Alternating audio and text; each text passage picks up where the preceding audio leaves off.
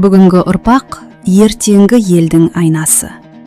Біз не ексек, болашақ соны орады.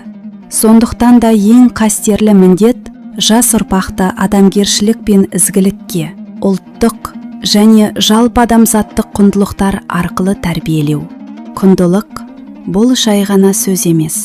Ол жүректен тарайтын жарық, рухтан бастау алатын күш. Құрмет пен мейірім, жауапкершілік пен адалдық, еңбек сүйгіштік пен отан сүйгіштік.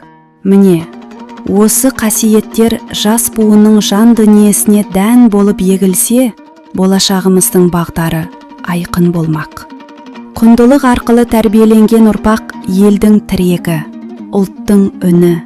Ондай жас өз тамырын таниды, өзге мәдениетті сыйлайды, үлкенге құрмет, кішіге ізет көрсетеді. Ол білімді, бірақ менмен емес, бәсекеге қабілетті, бірақ рухани биік тұлға. Мектеп осы құндылықтардың ұясы.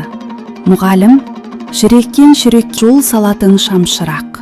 Әр сабақта, әр іс-әрекетте, әр жылы сөзде тәрбие бар.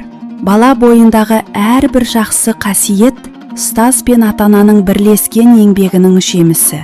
Құндылық арқылы тәрбиеленген ұрпақ тек білімді ғана емес, жаны мейірімге, жүрегі отанға толы азамат. Міне, осындай ұрпақ тәуелсіз елдің мәңгілік болашағы.